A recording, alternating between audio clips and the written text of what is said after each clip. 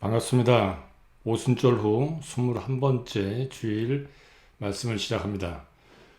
오늘 말씀은 누가복음 3장 3절에서 17절까지의 말씀입니다. 요한은 요단강 주변 온 지역을 찾아가서 죄사함을 받게 하는 회개의 세례를 선포하였다. 그것은 이사야의 예언서에 적혀 있는 대로였다. 광야에서 외치는 이의 소리가 있다. 너희는 주님의 길을 예비하고 그 길을 곧게 하여라. 모든 골짜기는 메우고 모든 산과 언덕은 평평하게 하고 굽은 것은 곧게 하고 험한 길은 평탄하게 해야 할 것이니 모든 사람이 하나님의 구원을 보게 될 것이다. 요한은 자기에게 세례를 받으러 나오는 무리에게 말하였다. 독사의 자식들아, 누가 너희에게 닥쳐올 진노를 피하라고 일러주더냐. 회개에 알맞는 열매를 맺어라. 너희는 속으로 아브라함은 우리의 조상이다 하고 말하지 말아라. 내가 너희에게 말한다. 하나님께서는 이 돌들로도 아브라함의 자손을 만드실 수 있다. 도끼를 이미 나무 뿌리에 갖다 놓으셨다. 그러므로 좋은 나무를 맺지 않는 나무는 다 찍어서 불 속에 던지신다. 무리가 요한에게 물었다. 그러면 우리는 무엇을 해야 합니까? 요한이 그들에게 대답하였다. 속옷을 2벌 가진 사람은 없는 사람에게 나누어 주고 먹을 것을 가진 사람도 그렇게 하여라. 세리들도 세례를 받으러 와서 그에게 물었다. 선생님, 우리는 무엇을 해야 하겠습니까? 요한은 그들에게 대답하였다. 너희에게 정해준 것보다 더 받지 말아라. 또 군인들도 그에게 물었다. 그러면 우리는 무엇을 해야 하겠습니까? 요한이 그들에게 대답하였다. 아무에게도 협박하여 억지로 빼앗거나 거짓 고소를 하여 빼앗거나 속여서 빼앗지 말고 너희의 봉급으로 만족하게 여겨라. 백성이 그리스도를 고대하고 있던 터에 모두들 마음속으로 요한에 대하여 생각하기를 그가 그리스도가 아닐까 하였다. 그래서 요한은 모든 사람에게 대답하였다. 나는 여러분에게 물로 세례를 주지만 나보다 더 능력 있는 분이 오실 터인데 나는 그의 신발끈을 풀어드릴 자격도 없어. 그는 여러분에게 성령과 불로 세례를 주실 것이요. 그는 자기의 타작마당을 깨끗이 하려고 손에 키를 들었으니 알곡은 곡간에 모아드리고 쭉정이는 꺼지지 않는 불에 태우실 것이요. 이 말씀으로 이번 주 말씀을 함께 나누려고 합니다. 이 말씀의 배경은 세례 요한이 세례로 주님의 길을 예비하는 중인데 그걸 간단하게 좀 살펴보겠습니다. 세례를 주는 동안에 무슨 일이 벌어지고 있는가? 우선 회개를 촉구하고 있죠. 그렇지만 세례를 받으러 오는 이들에게 이 독사의 자식들아 라고 하면서 그들의 위선을 지적을 합니다. 그리고 또 자신이 그리스도가 아님을 밝히죠. 그럼 그는 누구인가? 이건 또 오늘 우리가 지난 2주에 이어서 세례 요한의 세례를 주는 장면을 보는 이유이기도 합니다. 그는 예수님의 비전을 이은 사람입니다. 예수님이 활동하시기 이전에 활동을 시작했지만 그의 활동은 예수님의 길을 예비하는 것이었었다라고 이사야서 40장의 말씀을 빌어서 누가는 기록을 하고 있고 이것은 세례 요한 그 자신도 알고 있던 것이었었고 어떻게 그럴 수 있었는가? 예수님의 비전을 이미 알고 있었기 때문에 그럴 수 있었다라고 하는 거죠. 그래서 오늘 이 말씀으로 우리는 예수님이 갖고 계셨던 비전의 통전적인 어느 한 부분이 아니라 좀 멀리 떨어져서 넓게 그 의미를 볼 수 있는 그런 시간을 갖도록 하겠습니다. 먼저 세례 요한의 회개에 대해서 조금 더 살펴보겠습니다. 세례 요한은 회개에는 알맞는 열매가 있어야 된다 라고 하는 말을 했죠. 그가 이런 말을 한 이유도 또 여기 나와 있는데, 닥쳐올 진노를 피할 수 있는 길이라고 하는 거예요. 무엇이 회개가. 그런데 그 회개는 단순히 뭐 잘못했습니다라고 하는 말이 아니라 닥쳐올 하나님의 진노를 피할 수 있는 길이기에, 그러기 위해서는 알맞는 열매가 있어야 된다고 하는 거죠. 이렇게 8장 상반절에서도 말을 하고 있습니다. 그럼 그 회개는 뭐냐? 회개의 기초는 남보다 우월하다는 교만을 버리는 것이다. 8절을 한번 잠깐 보면요. 회개에 알맞는 열매를 맺어라. 너희는 속으로 아브라함은 우리의 조상이다 하고 말하지 말아라. 내가 너희에게 말한다. 하나님께서는 이 돌들로도 아브라함의 자손을 만드실 수 있다. 유대인들이 보통 갖고 있던 생각이었었죠. 우리는 아브라함의 자손이다. 쉽게 말하면 우리는 다른 민족보다 잘난 민족이다. 뭐 이런 뜻이에요. 그런데 그걸 버리라는 거예요. 돌 가지고도 만들 수 있으니까. 그러니까 이 말씀을 보면 세례 요한이 생각하고 있는 회개는 남보다 우월하다고 하는 교만을 버리는 것이 시작이죠.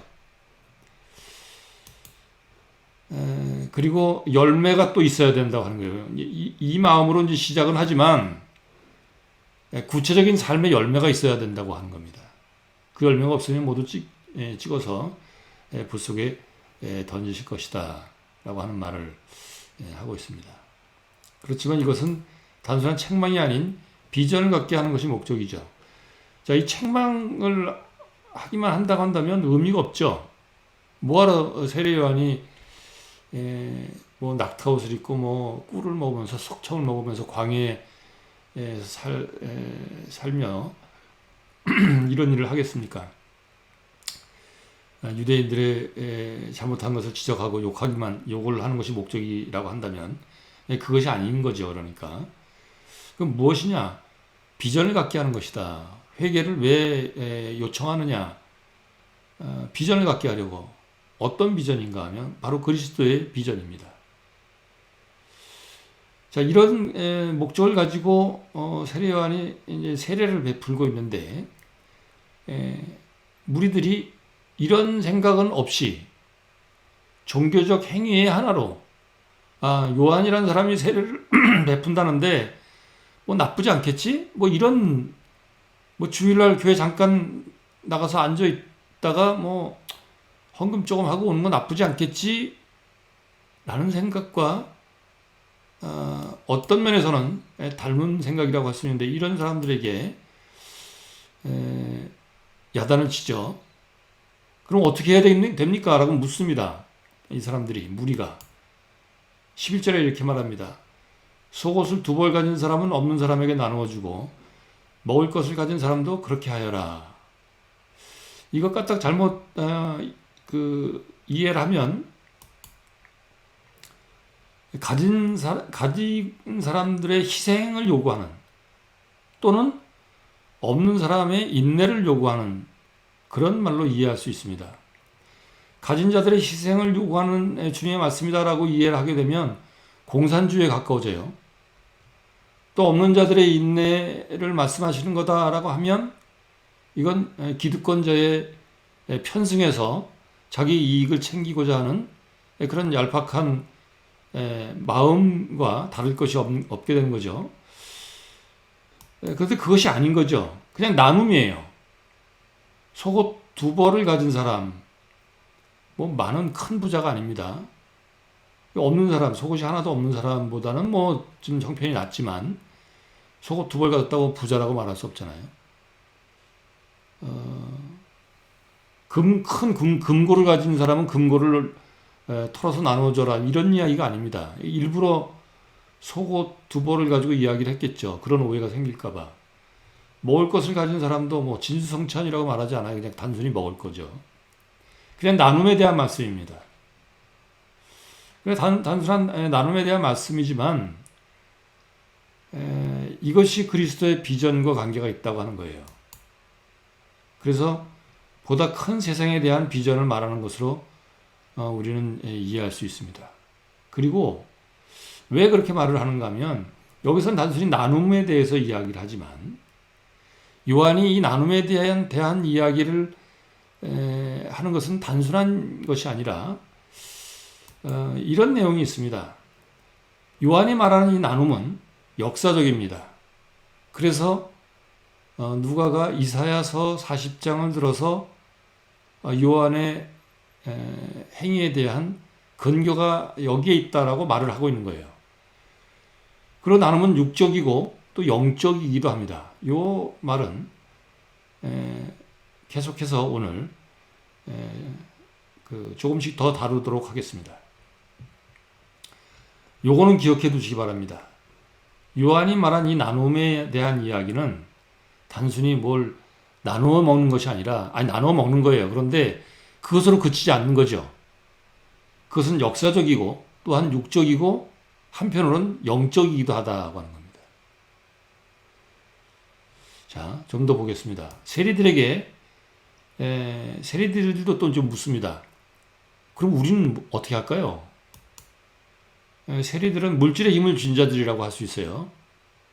이렇게 말씀하십니다. 요한은 그들에게 대답하였다. 너희에게 정해준 것보다 더 받지 말아라. 당시 이 세리들이 다른 일반 유대인들에게 굉장히 천대를 받고 국가적으로는 정치적으로는 민족 반역자요. 종교적으로는 이방인과 짝한 배교자 같은 그런 취급을 받던 사람들입니다. 왜 그런 취급을 받았는가 하는 것을 이해하려면 당시의 징수 방법을 이미 제가 한두 번 말씀을 드려서 기억하시겠지만 다시 한번 좀 정리를 해보면 로마는 식민지와의 충돌을 가급적이면 피하기를 원했습니다. 로마가 식민지를 차지하기를 원했던 것은 정복력이 있어서 그랬던 것이 아니라 경제적인 이유였었어요. 식민지세를 거두기 위한. 그러니까 충돌을 하면 식민지세가 어떤 연유이든 간에 줄 수밖에 없습니다. 생산성이 떨어져 있을 테니까 로마와 충돌을 하고 전쟁을 하느라고 이긴다 해도 세금이 줄어들 수밖에 없죠. 그래서 가급적이면 충돌을 피하려고 했어요. 그래서 세금을 거둘 때 직접 거두지 아니하고 지역에서 징수 권한을 입찰에 붙였습니다. 그래서 여러 사람이 이 지역에서 100만 원을 걷어서 세금을 내겠어. 로마한테 주는 거죠. 나는 110만 원을 걷어서 주겠어. 그래서 제일 많이 이제 써낸 사람에게 권한을 주겠죠. 당연히 세금을 거두는 사람들은 많이 거둘수록 100만 원을 주기로 했으면 한 120, 30만 원은 걷어야 일한 사람들의 목도 좀 떨어질 것이고 그러니까 많이 거둘수록 이익이 커진 거죠. 이래서 갈등이 생기게 된 겁니다. 그러나 그렇다고 해서 잘 읽어보면 유대인들에게 그렇게 욕을 먹고 있는데 그거 그만둬라. 그리고 너희가 하는 것이 로마에게 충성하는 것이 아니냐. 이렇게 말할 수도 있죠. 그런데 그만두란 이야기가 아니에요. 그냥 받기로 한 만큼만 받으라는 거예요. 조금 아까 두보롯을 가진 사람은 나눠주고 먹을 것도 나누라. 이거를 까딱 잘못하면 공산주의나 사회주의처럼 생각하기 쉬운데 절대로 그런 것이 아닙니다. 잘 사는 사람 거 뺏어서 나눠주고 돈 잘 버는 일을 뺏어서 다른 사람에게 주고 그런 것이 아니에요. 그냥 네 일 해. 그 대신 정상적으로 규정대로 하라. 이런 뜻입니다. 군인들이 또 묻습니다. 정치적인 또는 물리적인 힘을 가진 사람들이라고 할 수 있죠. 우린 무엇을 어떻게 해야 됩니까? 그랬더니 요한이 그들에게 대답하였다. 아무에게도 협박하여 억지로 빼앗거나 거짓 고소를 하여 빼앗거나 속여서 빼앗지 말고 이 짧은 글에 빼앗는단 말이 3번이나 나와요. 누구에게 하는 말이라고요? 정치적이고 물리적인 힘을 가진 자들은 그냥 삶이 빼앗는 거예요. 너희의 봉급으로 만족하게 여겨라. 요즘 한국도 힘 가진 사람들을 보면 그 힘을 가지고 법 위에서 막 하는 것이 우리는 괜찮다라고 생각하고 있는 것처럼 보여요. 어처구니가 없는 것인데 그 사람들에게 그러한 권한을 준 것은 법을 지켜라 라고 하는 의미에서, 그래서 법을 어기는 사람들을 벌을 주라고 하는 의미에서 한 것이죠. 그건 한마디로 법을 지켜달라는 거예요. 우리가 세운 법을. 그런데 지네들이 법을 어깁니다. 그리고도 괜찮대요. 자기네들은 관행이라고 그러고 지금까지 그렇게 해왔다 그러고 참 어처구니가 없는 이야기들인데, 아무튼 빼앗지 말라는 거예요. 그 법 가지고, 힘 가지고. 이 말씀을 읽어보면 부자 청년에게 계명을 지켜라. 내가 어떻게 해야 구원을 받겠습니까? 라고 물었을 때 계명을 지키라고 하는 예수님의 말씀이 생각나는 그러한 대목입니다. 정상적으로 하라는 거예요. 예수를 믿는다고 해서, 또는 유대인이라고 해서, 또는 힘이 있다고 해서 뭔가 다른 것을 해도 괜찮다. 다른 사람이 안 하는 걸 해도 나는 괜찮을 거야. 라는 그런 어처구니 없는 생각을 하지 말라는 겁니다. 그렇다고 해서 힘을 버리라고 그러지 않아요. 너희는 군인을 해서는 안 되겠다. 군대는 있어야 된다는 말이죠. 그런데 힘을 가지고 정상적으로 바르게 쓰라는 거죠. 그냥 자기들을 위해서 하라는 그런 뜻이 아니라. 자, 세례 요한이 세례를 받으러 나온 사람들에게 이 말을 한 이유는 뭘까요? 이것이 바로 예수 그리스도의 비전이기 때문에 이 말을 한 겁니다.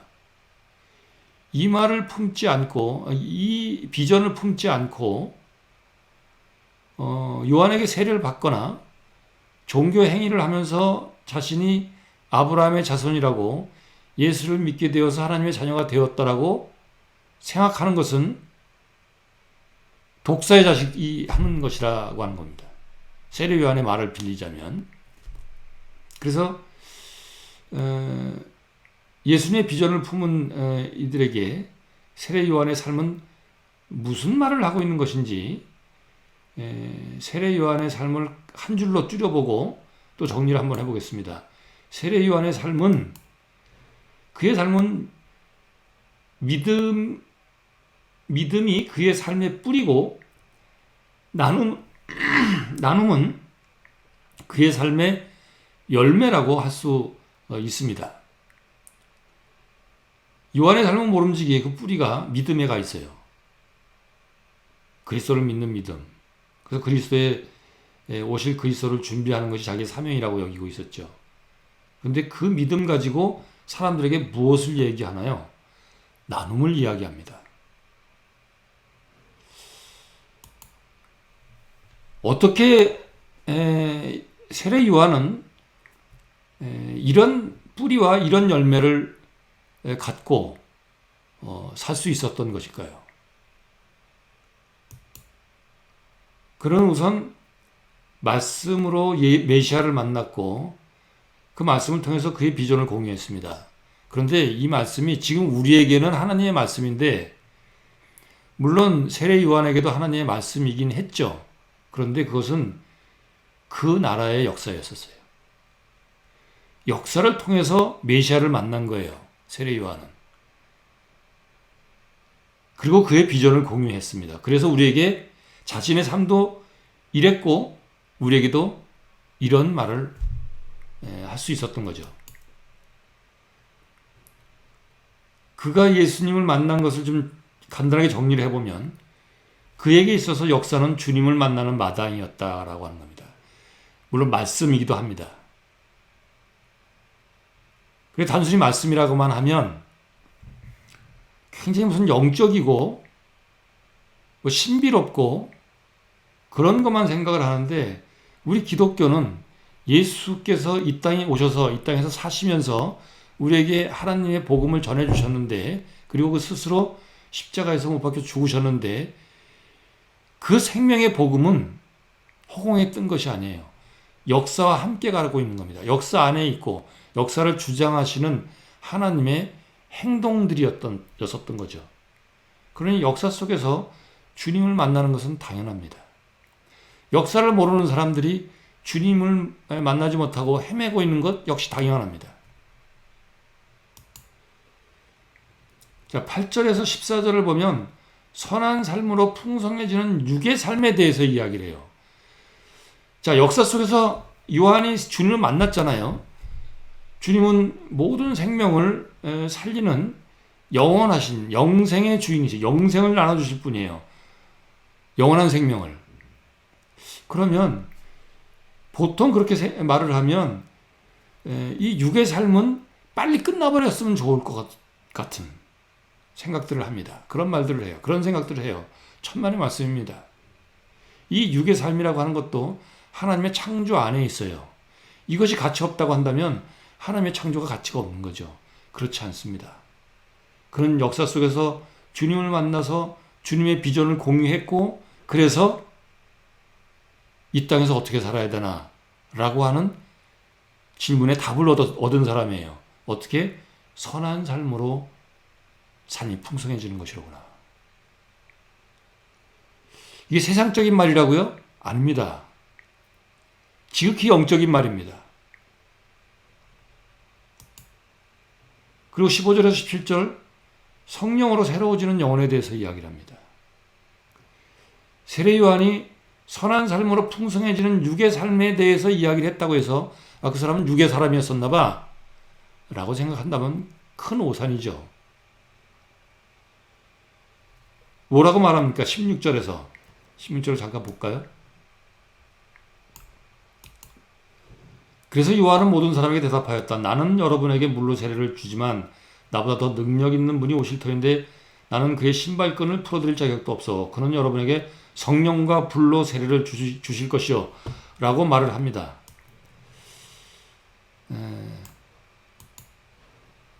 아까 처음에 예수님의 비전의 통전적인 의미를 알 수 있게 될 것이다 라고 이제 말을 했는데, 이런 뜻입니다. 영적이라고 주장한다고 해서 영적인 것이 아니라, 육적이라고 손가락질 당한다고 해서 육적인 것이 아닙니다. 예수님의 삶은 영적이었고 육적이었습니다. 그리고 역사적이었었습니다. 그대로 세례 요한의 삶에서 드러나고 있음을 알 수 있습니다. 어느 것 하나만 있다고 한다면 그 이단이에요. 이단이 별거 아니에요. 완전히 다르면 이건 이단이 아니고 타종교고, 비슷하면 이단이에요. 비슷해서는 안 되죠. 똑같아야지. 요한의 삶은 그래서 예수님의 비전을 품은 삶의 전형이라고 말할 수 있습니다. 자, 시간이 제법 됐지만 아주 빠르게 우리 역사 속에서, 성경의 역사에서 세례 요한을 배웠으니까 우리 역사 속에서 예수님을 몰랐지만 예수님의 비전과 같은 비전을 갖고 살았던 분이 계신데, 그분의 얘기를 빨리 해보겠습니다. 누구 같아요? 조선의 1400년 되면 어느 분이십니까? 세종조의 관노의 출산 휴가의 변천에 대한 이야기입니다. 자, 세종이 왕이 되기 전에 그 관노에게는 그 아기를 낳은 뒤에 7일 동안의 휴가를 줬어요.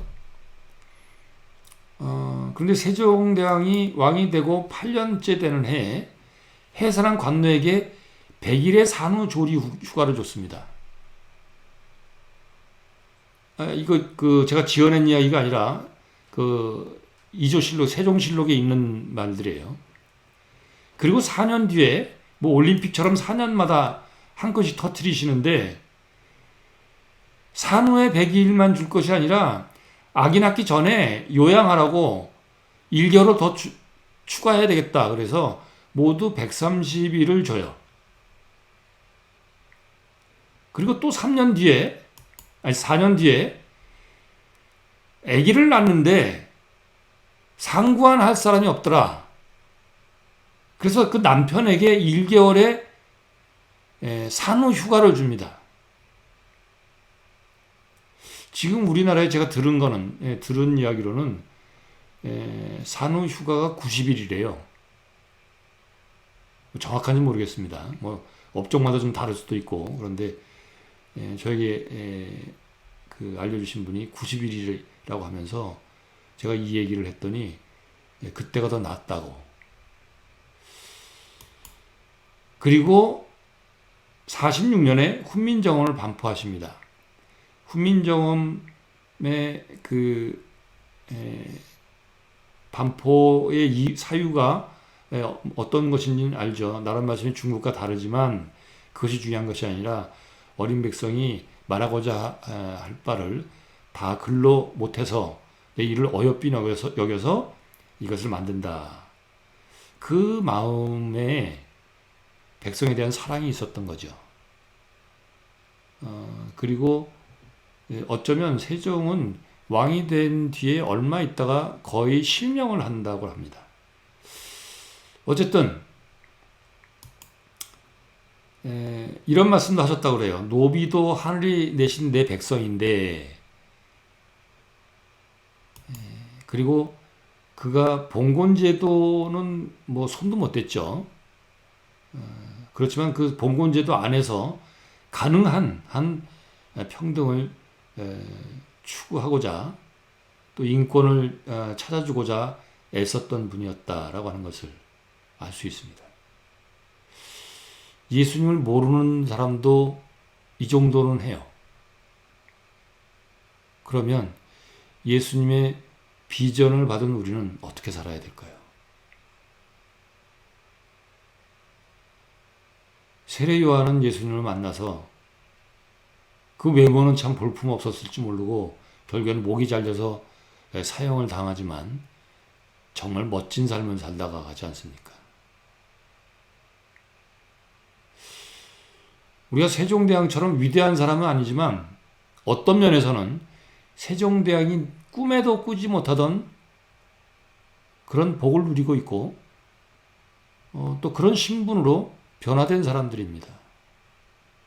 그런데 세종이 하셨던 일조차도 우리가 못한다고 한다면 아니 일은 못할지 몰라도 이런 마음을 가지지 못한다고 한다면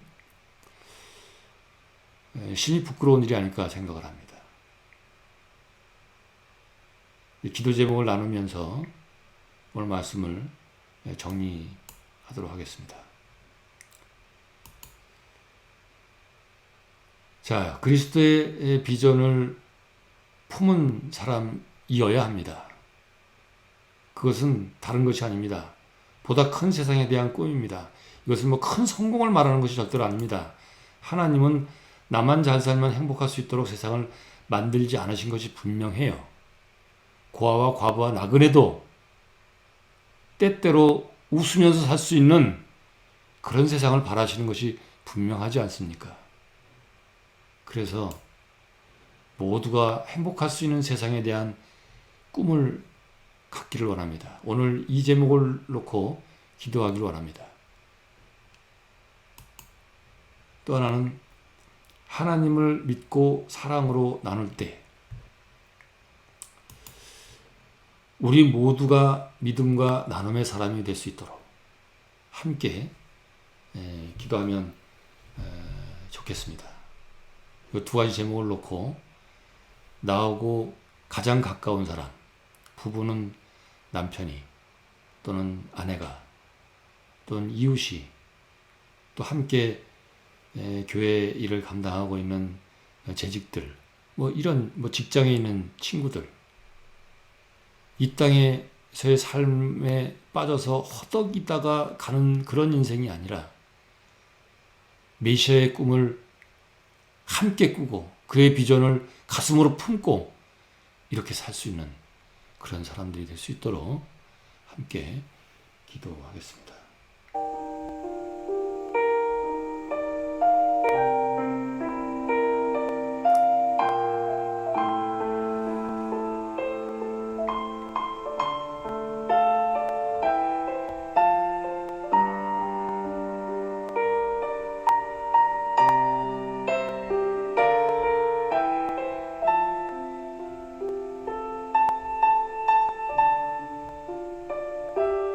예수님의 이름으로 기도합니다. 아멘.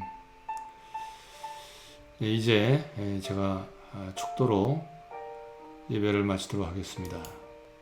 이제는 우리 주 예수 그리스도의 은혜와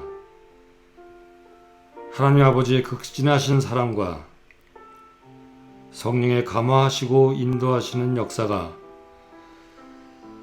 주님의 비전을 이어받은 세례 요한의 믿음과 나눔의 삶을 배워서 예수 그리스도의 비전을 품은 자녀로 살겠다고 다짐하는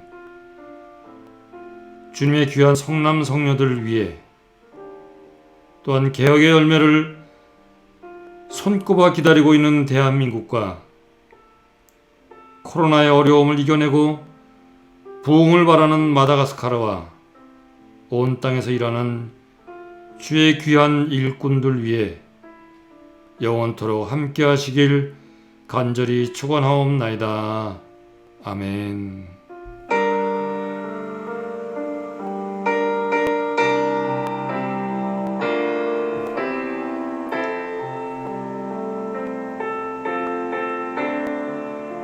이것으로 예배를 마치겠습니다.